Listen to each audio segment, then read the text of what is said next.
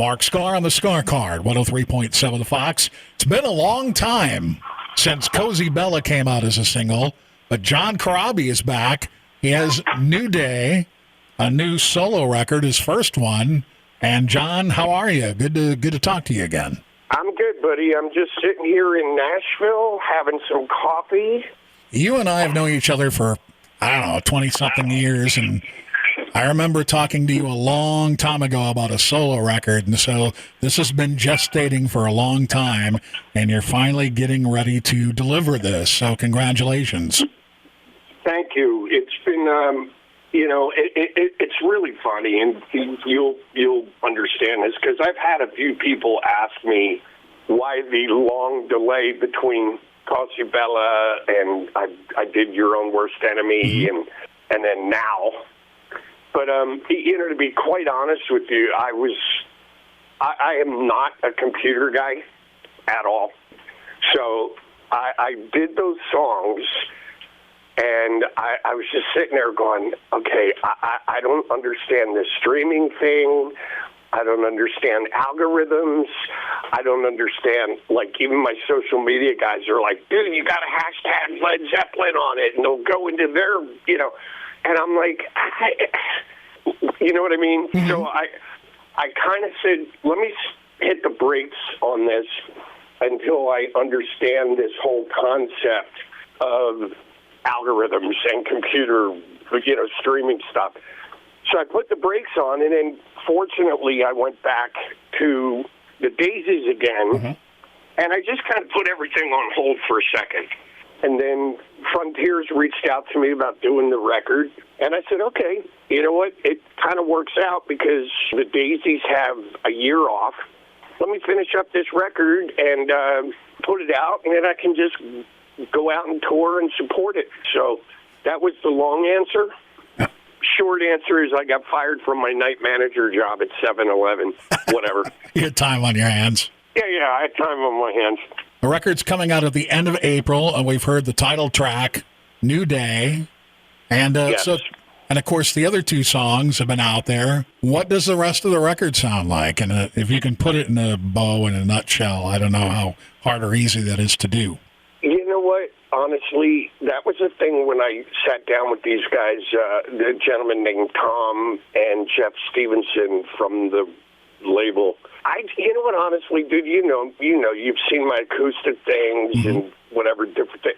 There's, I understand and I totally embrace all of the records I've done in the past, but the main record that I'm kind of known for is obviously the Motley one. Yep. And which it's a great record. I had a great time there, but I just wanted to do something that was very organic, very 60s, 70s, and that would kind of just show people that I'm more than a guy screaming for 63 minutes on a Motley Crue record.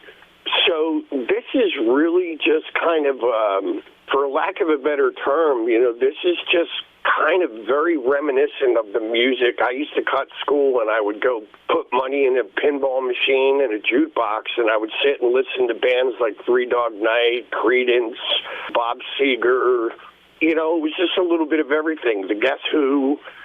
So I just did more in the lines of eclectic 60s, 70s rock. There's certain artists that I admire. I admire bands that from track to track, when you listen to their record, you really just have no idea what's coming next. And I like that. To me, one of the greatest is Bob Seger. That guy could fit. There was no one box you could put that guy in.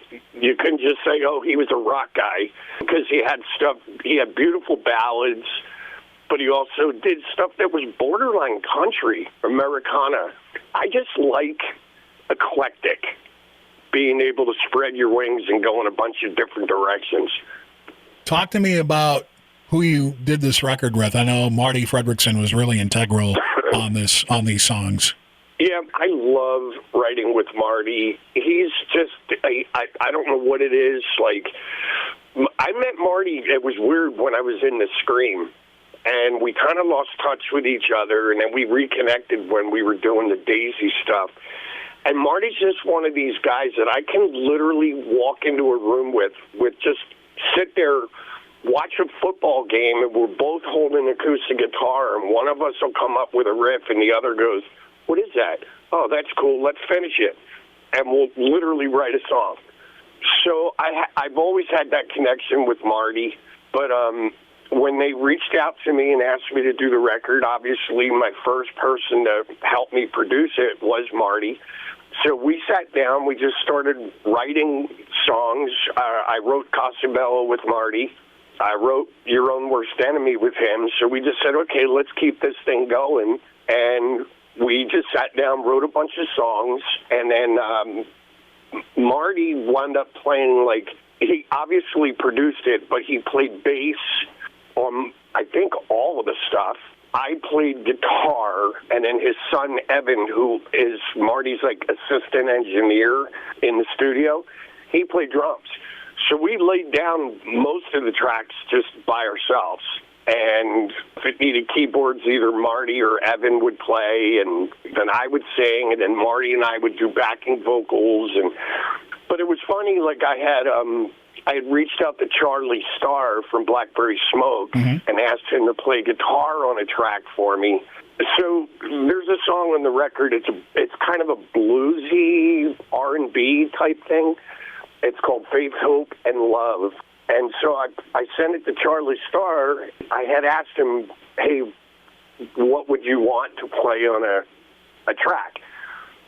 So he heard the track, and he's like, dude, I love this song. I would love to play guitar on it. I don't care about the money, whatever. Wow. So, he did that for me.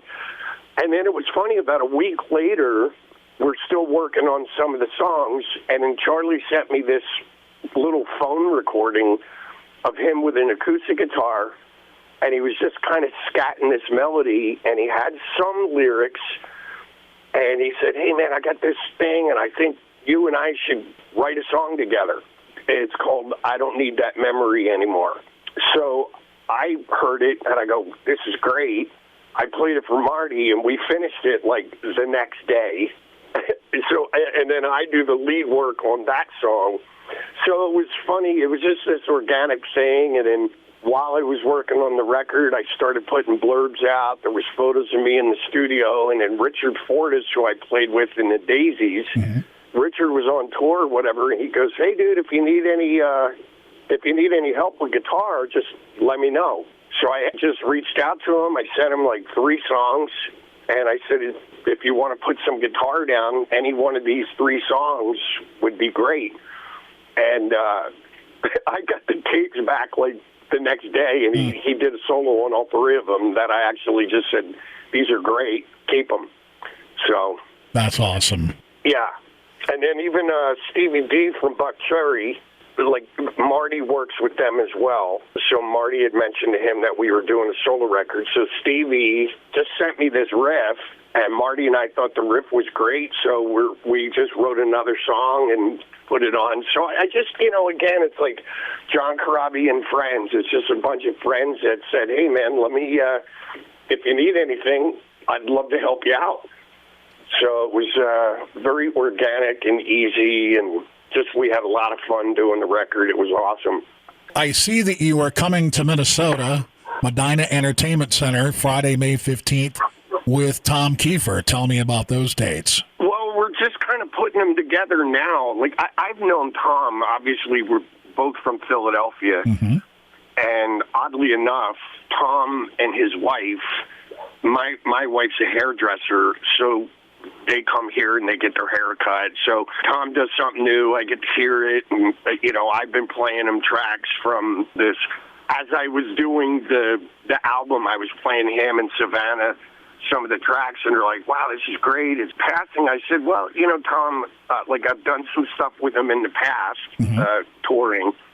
And I'm like, hey, if you need anybody, just let me know. Put this cool band together. And he's like, all right, cool. And then all of a sudden, it was like the last maybe week or 2 weeks, they started announcing the tour. I'm not doing all of the dates, but I'm doing a bunch of them. And I just appreciate the opportunity to, we're all friends, so it's going to be a lot of fun. Both everybody in Tom's band and everybody in my band, we all live here in Nashville. So it's going to be like old home week out there on the road. It'll be a blast. I think the last time I played at Medina Ballroom was probably 2001 or 2 with Rat. Probably. So I haven't been back there since. So I'm looking forward to getting back to, Green Bay and Medina. I know we're doing something with Tom in Oklahoma City, right outside of St. Louis. So there's a bunch of Midwest dates that I'm very happy that we're doing. Talking with John Corabi about all manner of things related to New Day. You mentioned John Corabi and Friends, and I mentioned that there's a regional date coming in mid-May. And I know you did a date back on December 30th in Nashville. Tell me who was involved and how did it go? So this is another thing I'm pinching myself about. Obviously, everything with the album, the writing of the songs, everything, just some of the friends that I had on the record, it just really happened. A happy accident, to be honest with you. It was very organic. And it was the same with putting the band together. So, like, Paul Taylor actually played some keyboards on my record from Winger and Alice Cooper. So I gave Paul a call. I asked him if he'd play keyboards, and he's like, yeah, sure, dude. So he came to the studio, and then while he was there, he was like, let me, can I check out some of the stuff? And Marty started playing it for him, and he's like, yeah, this is great, dude. Like, if you ever need a keyboard guitar player, Winger's kind of done now, so I go, well, actually, I do. I wanted to add a keyboard guitarist. So Paul jumped on board. And then Jeremy Asbrock, my other guitar player, he played with Gene Simmons and Ace Frehley. Mm-hmm. But Jeremy kind of started with me back in 2013-14 when I was doing those Motley Crue shows. Yes. Yeah, so right. I knew Jeremy. Unfortunately, Ace passed away, and so I figured, let me give Jeremy a call, see if he's doing anything. And he's like, nah, dude, unfortunately, I'm wide open now. So I got him back, and I was going to use my son, Ian, to play drums. So I'm like, okay, I got Ian, Jeremy, Paul. I talked to Michael Devin. I'm like, Mike, Michael plays with me in the Daisies. Yeah. So I go, well, we got a year off, dude. You're here in Nashville now. Do you want to, maybe do some shows with us? He goes, yeah, just let me know. So I sent him the record. He heard the record, and he goes, this is great. Count me in.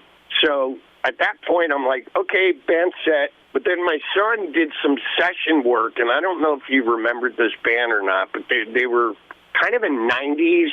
I hate to use the term metal, but they kind of came out of California with that wave of Linkin Park and Korn, but it was a band called Steppa. No, I don't remember that. Well, my son, he was a huge fan of that band back in the day. I remember him telling me about them.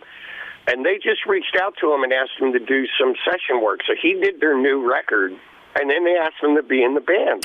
So Ian came to me and he said, he goes, Dad, I don't want you to think that I don't want to hang out with you. It's not that, but I think I would rather this is more my cup of tea. So I think I wanted to go play with these guys. And I'm like, okay. So then Michael Devin suggested Troy Laketta from Tesla. Yeah. So I called Troy, and he's like, dude, I heard the record. It's great. Count me in. So, and then oddly enough, like once I got everything together, I thought I had a killer 5-piece band, and Marty Fredrickson, my producer, he also played guitar with Steven Tyler on his solo band. Yeah. And he just goes, dude, I had a blast doing this record. I love this record. I want to play guitar with you. And I said, okay. So now that was a very long story. Sorry if you forgot the beginning. But I have Paul Taylor on guitar, keyboards, and vocals, Troy Laketta from Tesla on drums, Jeremy Asbrock from the Ace Frehley Band on guitar and vocals, Michael Devin from the Daisies and Whitesnake on bass and vocals, and then Marty Fredrickson, who's produced just about everybody and played with Steven Tyler on guitar and vocals, and we're just out having fun, man. We're a bunch of friends. Everybody's chill. It's a cool band. and it's just a bunch of fun dudes to hang out with.